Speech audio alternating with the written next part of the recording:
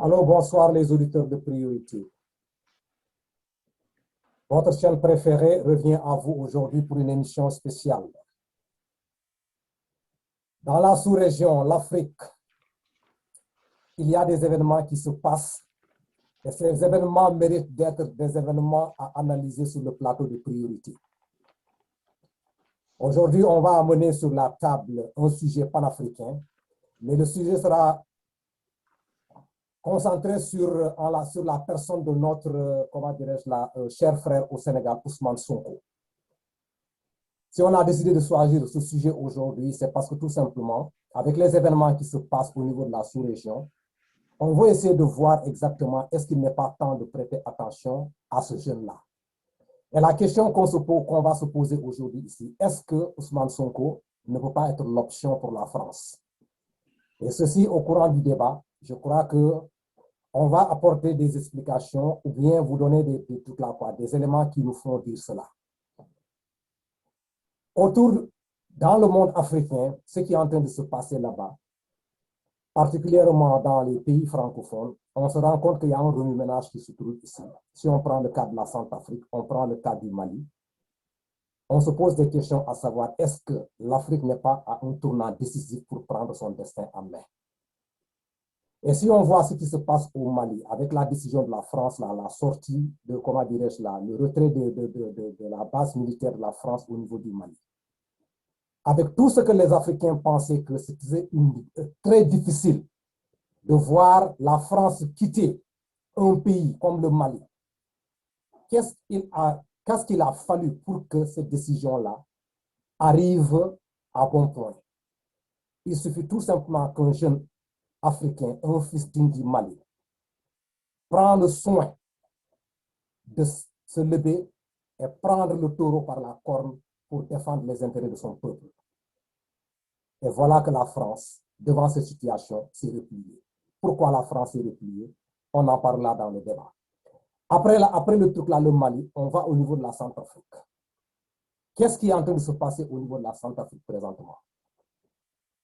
Si on voit aujourd'hui qu'il y a des communautés comme par exemple l'Union européenne, l'Union africaine, l'ONU, qui sont là en train de trouver une solution pour trouver une réconciliation dans le peuple centrafricain, est-ce que ces rencontres-là ont leur raison d'être? Et pourquoi ces rencontres-là aujourd'hui?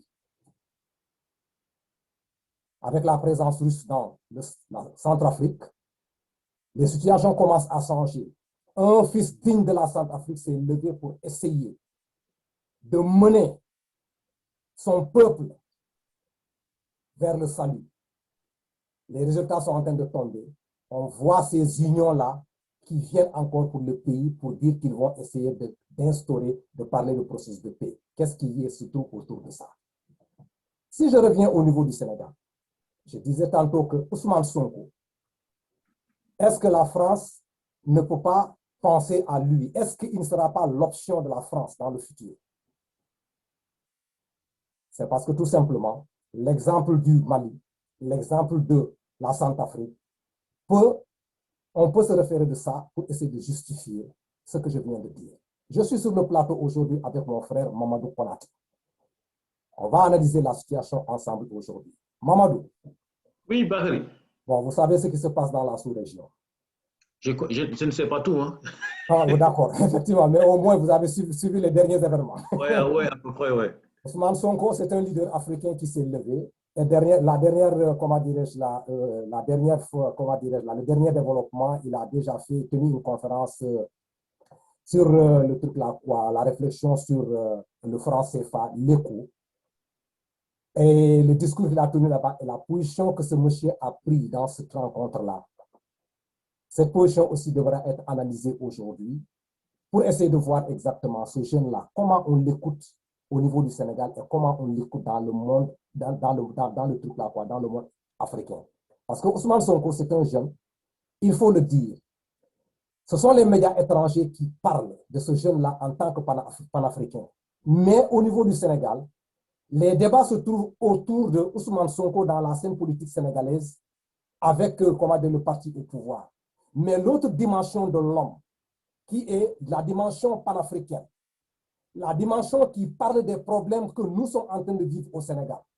Et nous sommes en train de perdre notre temps pour essayer de parler uniquement sur les problèmes qui nous lient avec le parti au pouvoir. L'État n'a pas fait ceci, l'État n'a pas fait ça, Ousmane Sonko comment dirais-je là, a divulgué ça, Ousmane Sonko a démenti ça, ces petits détails qui occupent la scène politique sénégalaise là, ces petits détails qui occupent la politique ou bien les médias sénégalais, est-ce que ce sont ces petits détails-là sur lesquels on doit mettre l'accent pour essayer d'expliquer le sort que les pays africains sont en train de vivre, particulièrement le Sénégal.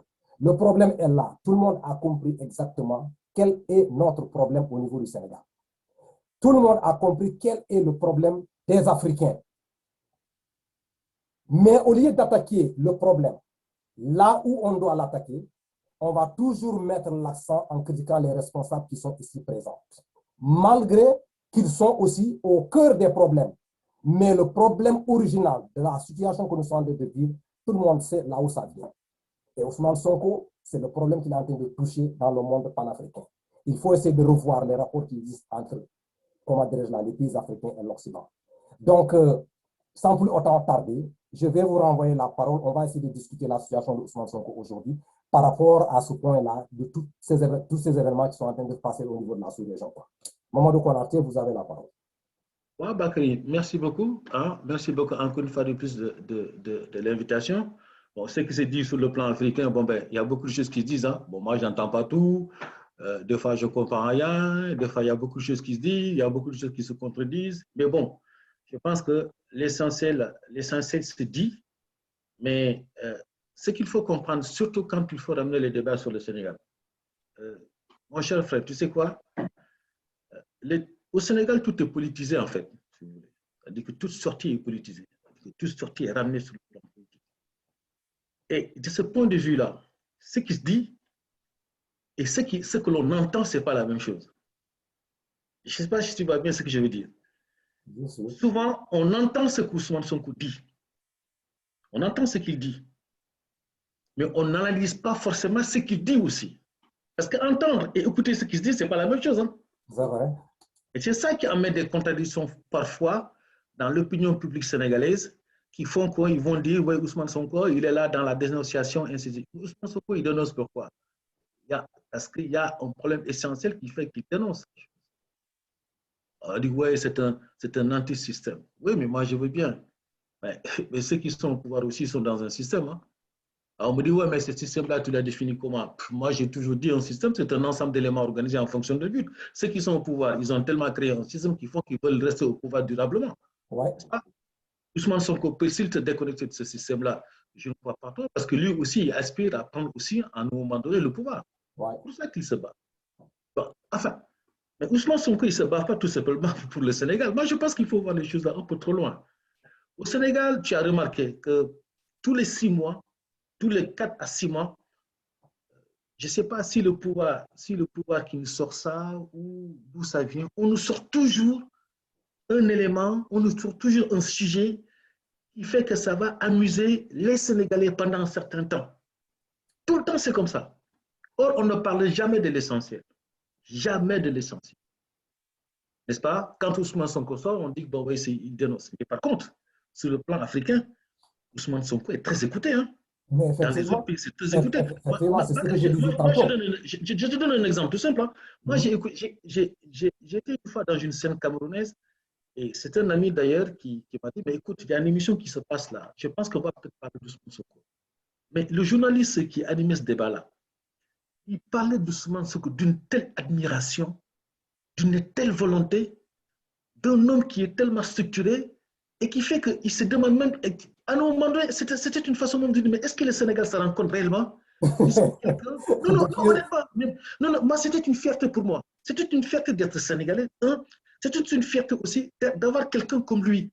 Au-delà, effectivement, de son étiquette politique, de ceux qui sont de gauche, à droite, tout ce que l'on veut.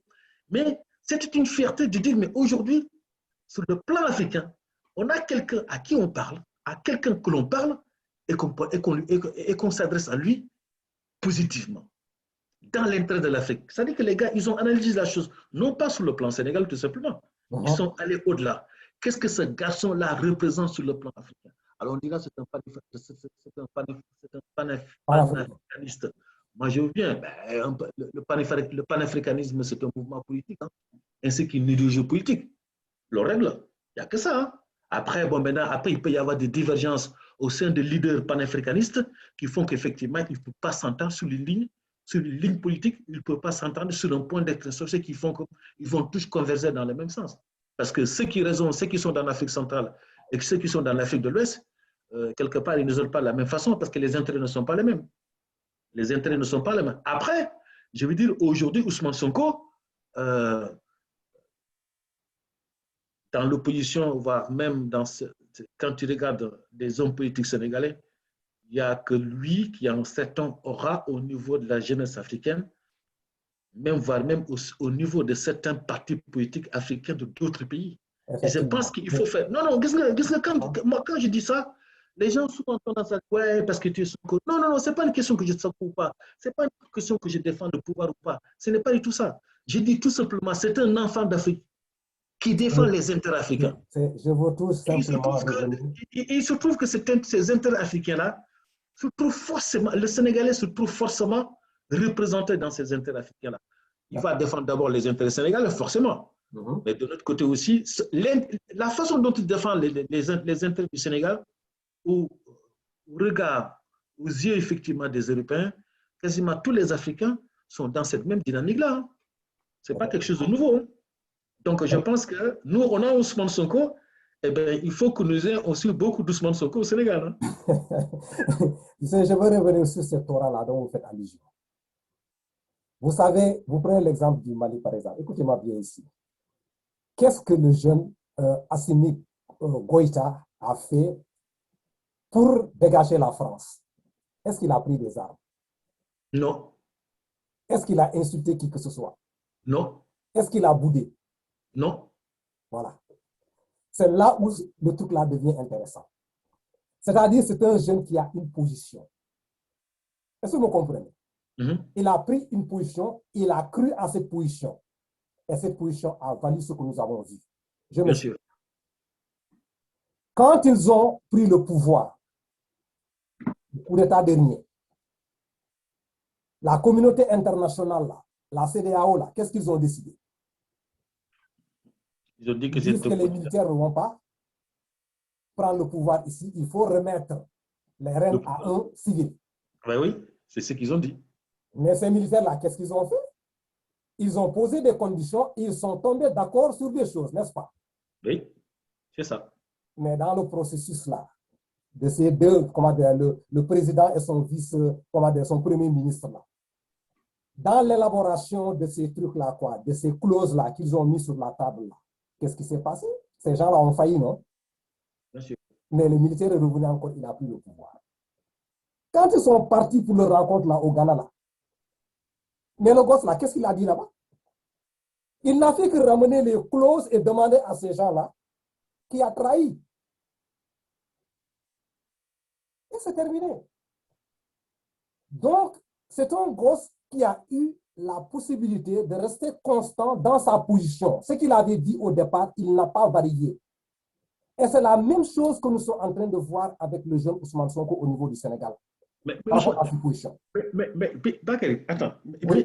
Mais tu sais, Ousmane Sonko, il a toujours eu cette même ligne de conduite depuis qu'il s'est lancé. Il ne s'en cache pas. Ça veut dire qu'il ne s'en cache pas. Ça veut dire qu'il ne fait pas. Non, honnêtement, moi, je vois en lui que quelqu'un qui ne pratique pas la langue du pouvoir, qui dit ce qu'il pense dans l'intérêt de son pays, dans l'intérêt même du continent africain. Parce que lui, il va au-delà. Il dit de toutes les façons, tous les présidents africains qui sont là, qui ont été installés par la France et qui ont été déboulonnés, réinstallés, et qui vivent et qui appliquent la politique de l'Afrique. À un moment donné, il faut que tout ça change. L'Afrique et les Africains doivent se prendre en charge. Au fond, sur le discours d'Ousmane Sonko, le fond de son discours, c'est ça. Ce n'est pas de dire je vais venir, je vais couper les relations complètement avec la France, avec ceci, ça. Ousmane Sonko n'a jamais dit quand je vais monter au pouvoir, je vais couper le cordon ombilical totalement blanc. Il n'a jamais dit ça, lui. Mais il est toujours resté constant dans ses positions. Oui, il dit tout simplement, de toutes les façons, nous ne pouvons pas aussi en tant que Sénégalais, ne pas discuter avec la France. Non, ce n'est pas possible. Mais Et moi, j'interprète ça comme la façon suivante, en te disant, moi, je l'ai toujours dit d'ailleurs, dans des débats que j'ai avec des copains, avec des amis, que ce soit ici, que ce soit au Sénégal, je vous ai dit, si vous pensez que le Sénégal peut se développer tout simplement à l'intérieur de ses frontières, les gars, vous vous trompez.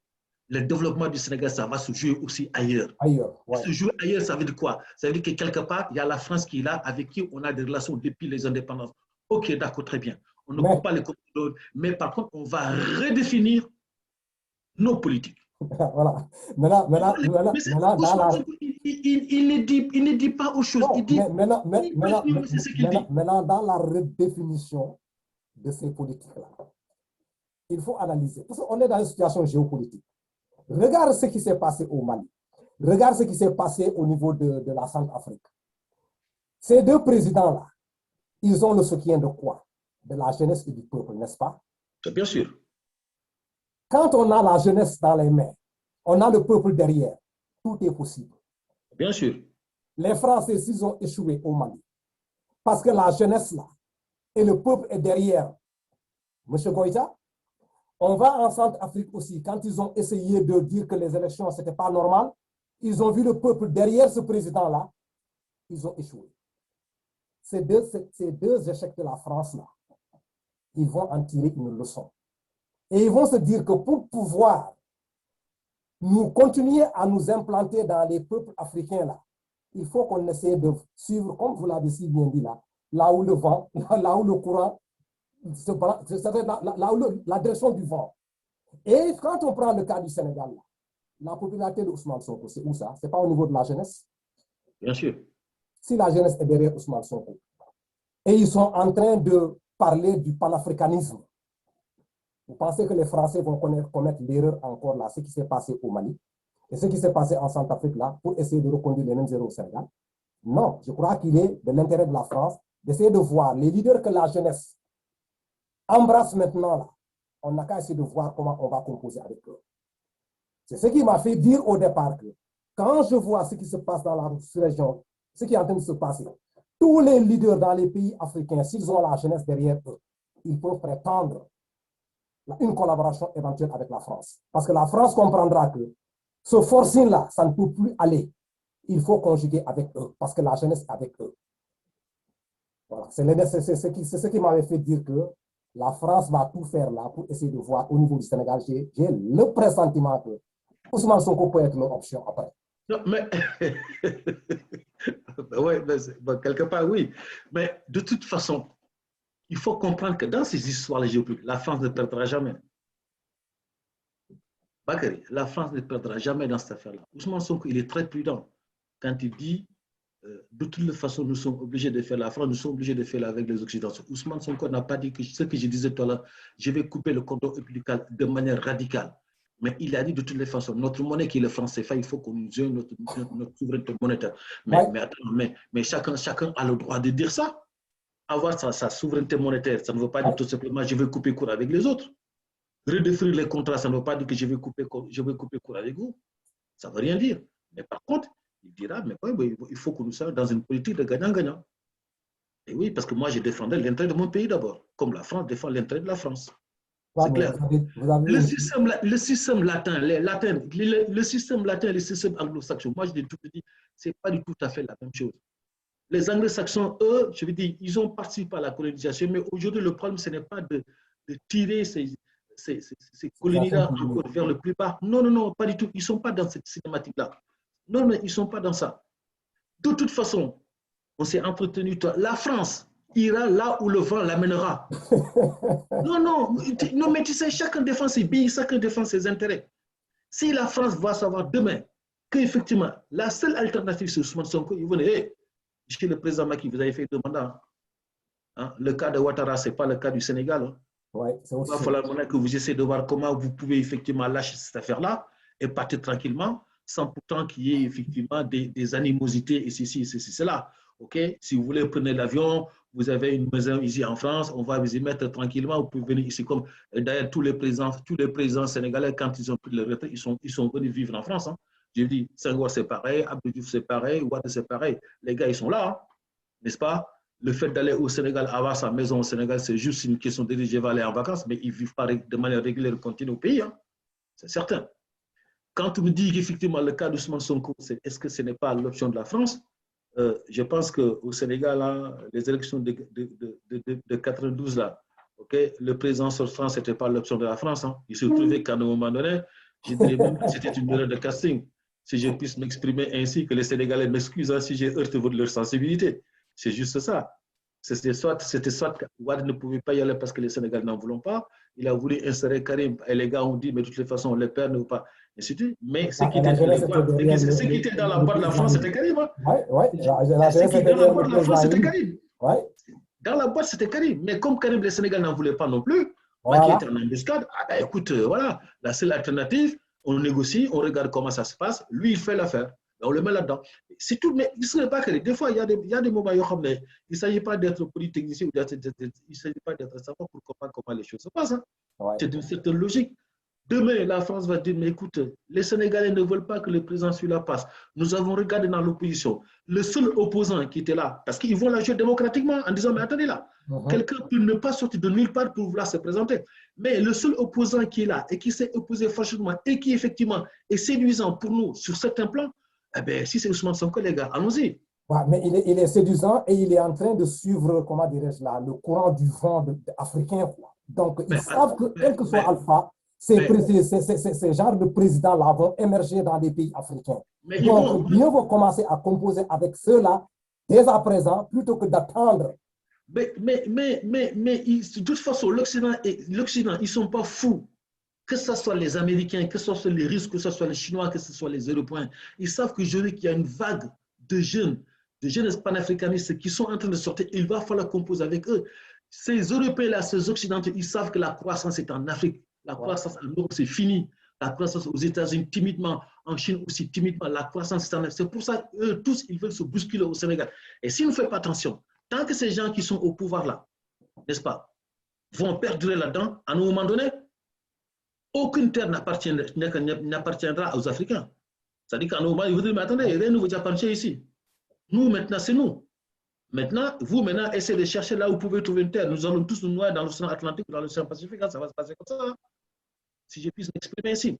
Donc, puisque les Africains eux-mêmes, tous sans exception, sur cette jeunesse-là, okay, cette jeunesse montante-là, qui refuse une certaine façon de faire, qui refuse effectivement l'ingérence de certains occidentaux dans nos pays, dans certains pays africains, il y a une certaine prise de conscience je ne parle pas d'activistes, les activistes sont là, ce sont des éléments moteurs. Il y a des gens qui sont au-dessus, qui réfléchissent, qui disent, mais à un moment donné, les gars, réfléchissons, mettons en place quelqu'un qui puisse tirer les destinées de ce pays-là vers le haut et qu'on arrête de nous sortir de petits projets comme ça, de nous saupoudrer, on va faire ceci, on va faire cela, on va construire un hôpital ici, on va réussir, alors que les Africains, ces pays-là ne veulent absolument rien du tout. C'est ça que la jeunesse africaine dit aujourd'hui. Tu sais, je vais dire une chose en Bakary.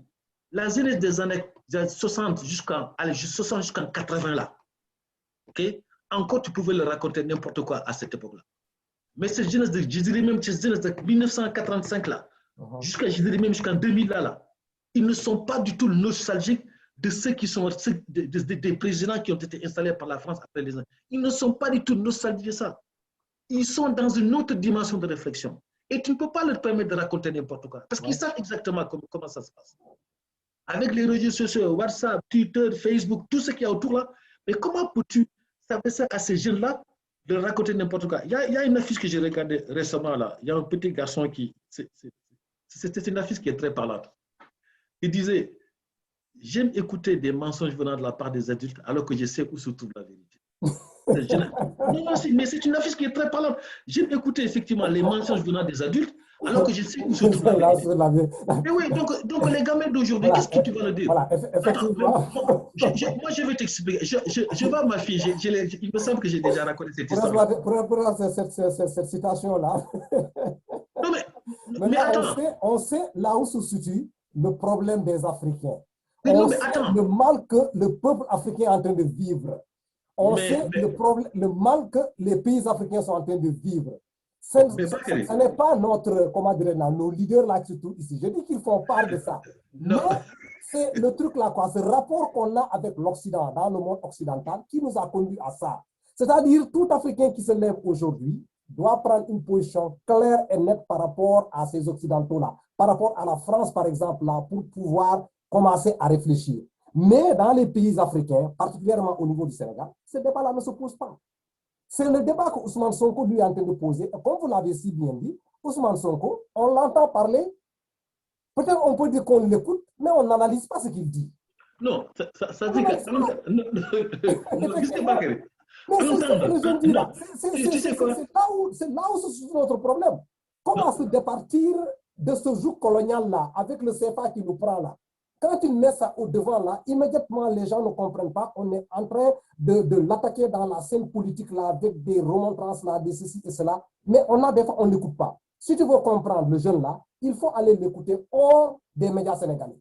Il faut aller au niveau de certains médias c'est vrai. Pour voir exactement ce qu'eux, ils connaissent de la position de ce jeune-là par rapport aux enjeux que les panafricains sont en train de parler.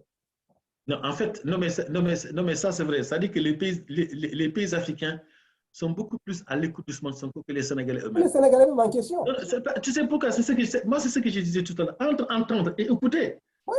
Il y a une différence fondamentale entre les deux. C'est-à-dire que quand tu entends, tu vas attaquer le problème comme un taureau. Et c'est là que ça devient problématique après. Parce qu'après, tu vas regretter certaines choses auxquelles...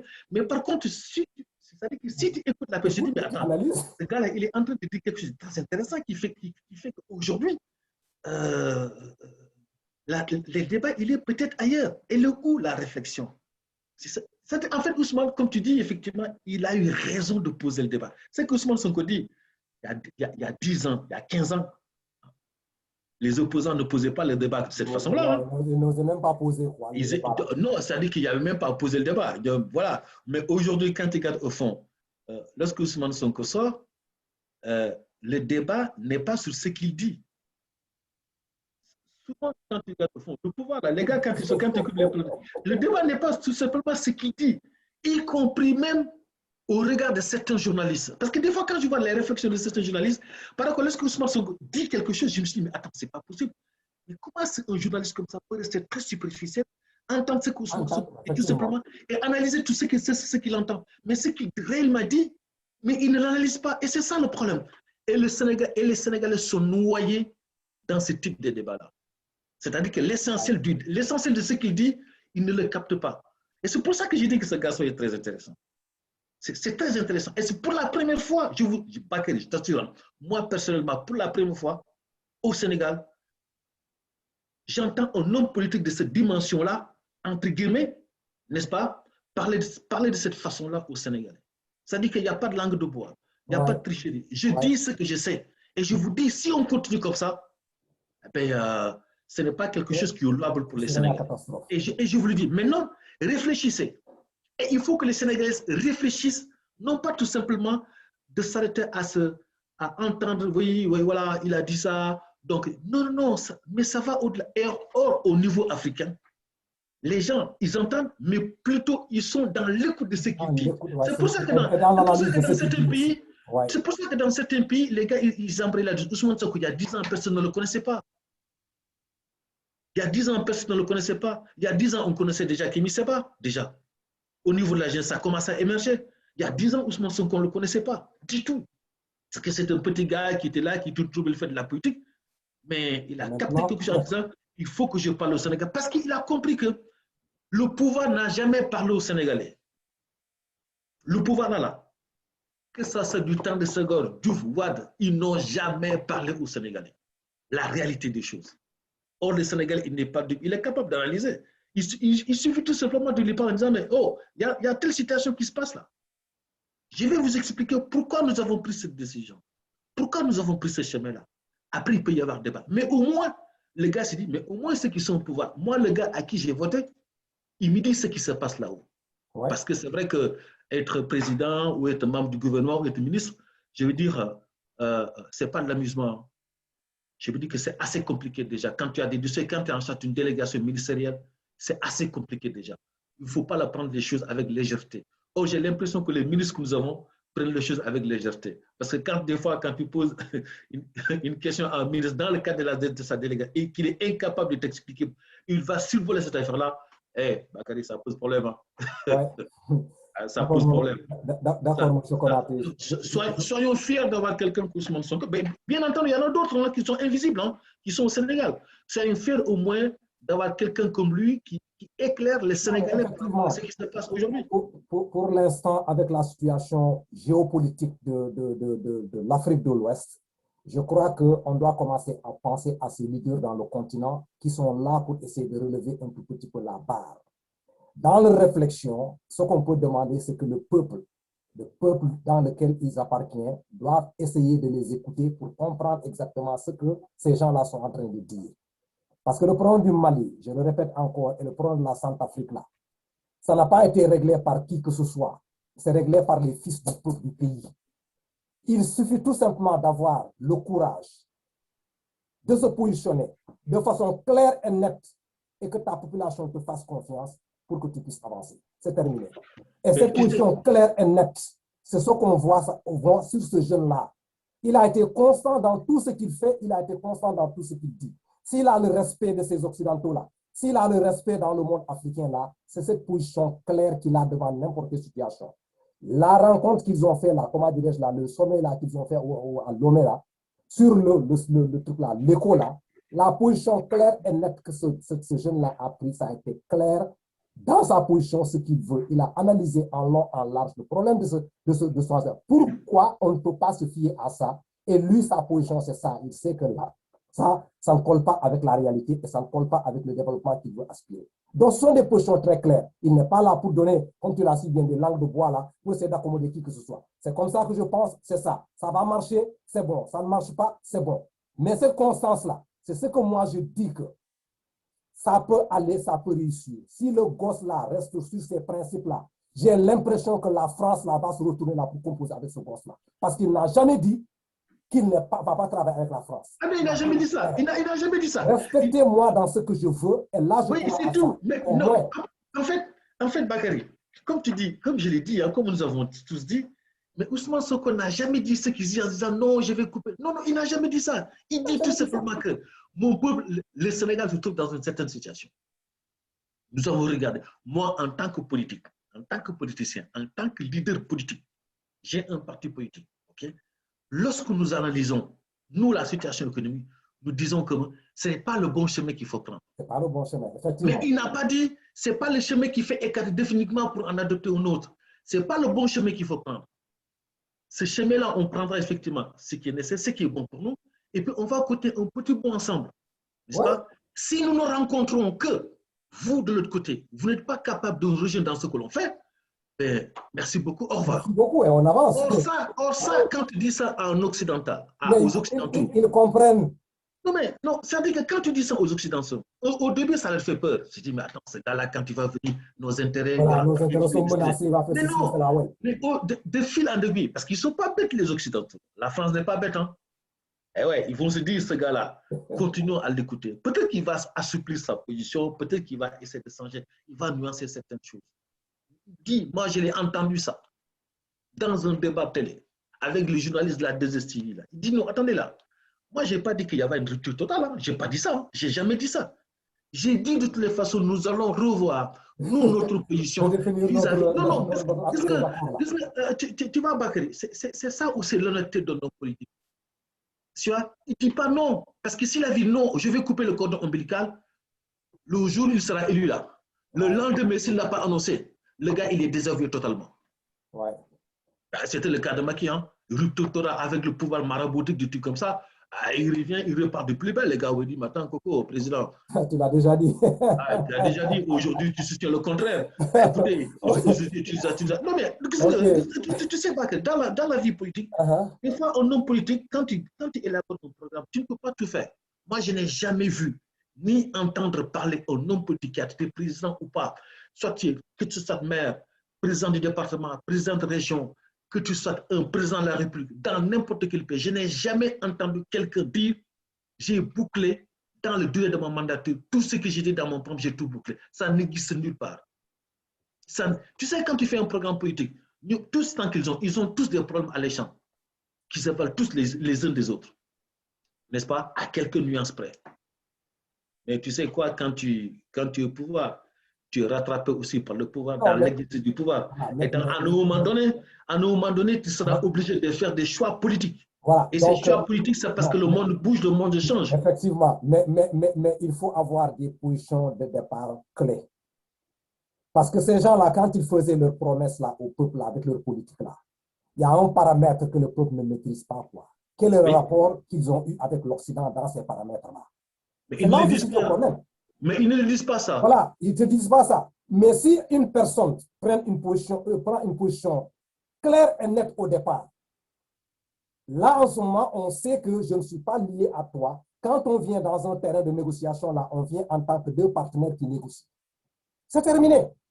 Mais le problème que nous avons, quand on nous dit que dans la scène politique, là, c'est-à-dire ce qu'on prône là, et la réalité quand on prend le fauteuil là, c'est différent, c'est parce que tout simplement, la promesse qu'on fait au peuple là, ce qu'on dit au peuple pour que le peuple nous mette au pouvoir là, et ce qu'on dit aux autres là, s'il y a une différence, c'est là-bas où il y a des problèmes. C'est là où il se trouve des problèmes. Mais si les deux idées se concilient, il n'y a aucun souci pour ça. On peut toujours parler à ces Occidentaux-là. Quand je vais prendre le pouvoir là, je vais sortir du franc CFA. Mes intentions, c'est ça. Quand on vient sur la table de négociation là, cette position, elle est toujours là, elle est claire. Mais si on cache maintenant ce côté-là et que le peuple est en train d'attendre que son pays là sorte du CFA, tu ne l'as pas annoncé, et maintenant, ou bien tu leur promets ça et que tu n'as pas été clair avec les Occidentaux par rapport à ça, quand il vient, le peuple te demande là, mais qu'est-ce que tu attends de sortir du CFA là? Mais ils te disent, les Occidentaux n'ont pas pris ça dans leur deal de départ. Tu n'as même pas parlé avec eux. Qu'est-ce que tu fais? Tu viens, tu commences à raconter des histoires à ton peuple. C'est là où se situe le problème. C'est ce qui fait que la prise de position claire et nette de départ là, dans toute négociation qu'on a fait, je crois que c'est là où on doit mettre l'accent et c'est ce que ce jeune-là est en train de montrer. Si au niveau du Sénégal, les gens ne sont pas en train de l'écouter, qu'ils n'ont qu'à commencer à prêter attention à ce qu'il est en train de dire, ça va de l'intérêt du Sénégal et ça va de l'intérêt de l'Afrique parce qu'on sait le problème que les Sénégalais sont en train de vivre aujourd'hui. On est en train de mettre sur le dos du président de la République là. Ça dépasse son entendement. Le problème est ailleurs. Et là où le problème est, c'est là où Ousmane Sonko a touché. L'Occident est notre problème. On n'a qu'à essayer de voir là comment on va être clair avec eux. Comme ça, quand on arrive au pouvoir, la gestion du pays sera facile et tout le monde va se retrouver dans notre politique. Mais de toute façon, cette jeunesse montante là, de Ousmane Sonko et ceux qui sont derrière, n'est-ce pas? Tu es quasiment sûr que le jour où ils seront au pouvoir, les choses vont bouger au niveau de la France. Mais ça, c'est moi qui te le dis. Parce que c'est quoi? La France, pour elle, il ne faut surtout pas casser ces relations-là qui existent entre elle et les pays africains, d'Afrique francophone. N'est-ce pas? Elle ne va jamais. Si elle sent qu'à un moment donné, que les choses sont en train de lui passer par les mains, entre les mains là. Entre les mains, oui. Elle va se coucher, moi je te dis, moi. Non, elle va se coucher et redéfinir sa politique. Mais tu sais quoi? Redéfinir sa politique avec les nouveaux leaders qui vont venir. Mais bien sûr, mais c'est-à-dire que. C'est là où c'est ce que je suis en train de dire. Et ces leaders-là qui vont venir là, c'est qui? Quels sont ces leaders-là? Ce sont les leaders qui ont derrière eux la jeunesse. Bakary, moi je disais une fois dans notre émission là, je disais l'après-pandémie, l'après-Covid, il y aura une redistribution au niveau des pays africains. C'est-à-dire qu'il y aura une redistribution entre les pays occidentaux et l'Afrique. Et c'est là justement que ça va être compliqué. Ouais. Parce que cette redistribution-là se fera non pas avec les présidents actuels. Hein. Eux, ils sont déjà partis. Non. Eux, ils sont déjà partis. Cette redistribution se fera avec ces jeunesses montantes-là, qui, eux, sont dans une autre réflexion de rapport avec les Occidentaux, particulièrement avec la France, parce que, bon, on parle de pays d'Afrique francophone, n'est-ce pas? Les anglo-saxons n'ont pas ce côté-là. Hein. Voilà, ils sont très friches sur ce côté-là. Débrouillez-vous, si on peut vous aider, on vous aide, n'est-ce pas? La France, ce n'est pas débrouillez-vous, hein.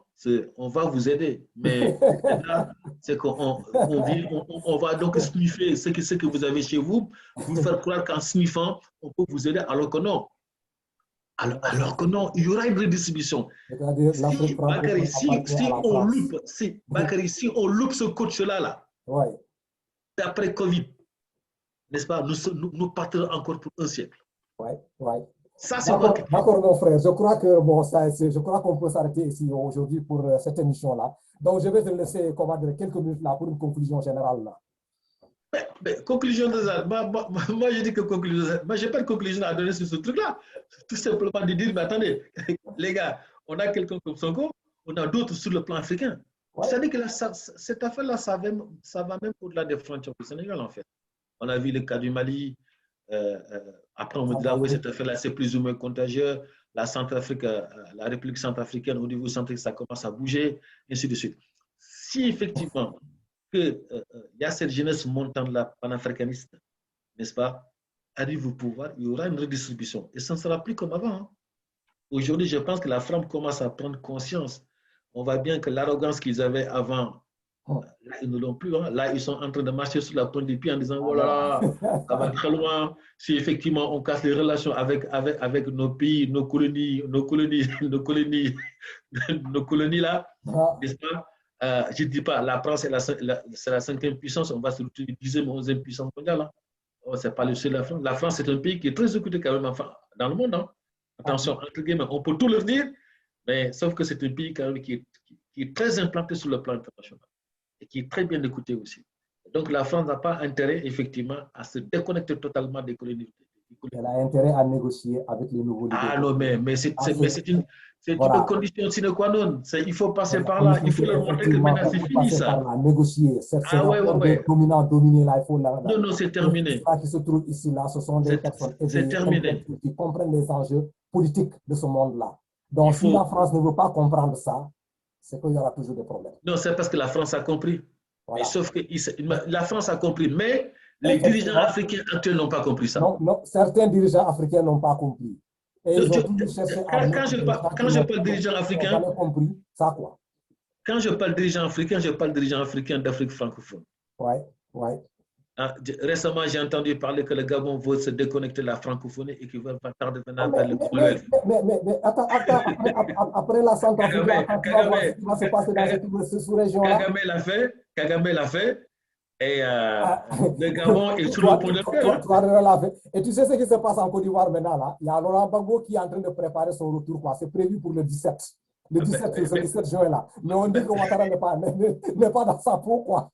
Mais Ouattara il dort pas. Tu sais quoi? C'est même pas que Gbagbo se présente. Moi je suis convaincu.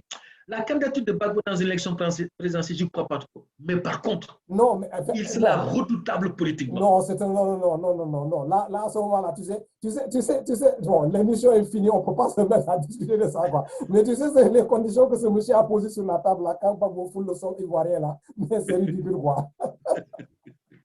Ok, on a dit. Donc, ceci étant, bon, je vais m'atteler à ta conclusion, quoi, pour ne pas tenir long, là, ici, quoi. Et je vais demander aux Africains là d'essayer de réfléchir par rapport aux enjeux géopolitiques là, de ce qui se passe en train de se passer dans le continent, dans le truc là, quoi, dans le monde francophone là, et essayer au moins d'écouter les leaders panafricains là qui se lèvent là pour essayer d'éclairer le peuple. Voilà, donc parmi ces leaders-là, juste 5 secondes. Tu sais ce qui s'est passé à Lomé là, au Togo là, sur effectivement se discuter sur l'histoire de la monnaie là. Ça veut dire quoi? Ça veut dire que d'ici quelques temps, ça va bouger. Hein. Mais moi, je te dis, parce que quand ça commence comme ça, tu es quasiment sûr que la France est dans la jojote. Hein. Moi, je te dis, moi. Ah oui. Ok, Mamadou. Donc, ceci étant, on va demander aux auditeurs de priorité. Si vous tombez sur cette vidéo et que vous pensez que ce qui a été dit ici vous intéresse, je vous demande de vous abonner sur la chaîne. Et comme on le dit, il faut liker, quoi. Je sais pas. Il faut liker si vous pensez que le débat qui se passe ici, c'est un débat qui vous intéresse. Il faut abonnez-vous sur la chaîne et essayez de liker, quoi. C'est ce qui donne un support consistant à cette chaîne-là, pour son existence là dans le YouTube, quoi. Ok, merci mes frères. Merci Mamadou Konaté pour ta participation. Merci beaucoup, Bakary. À bientôt. D'accord, ton temps là que tu as pris pour venir édifier. Allez, ciao. De priorité. Ok, merci beaucoup. Merci. Bye. C'est bon, tu as coupé?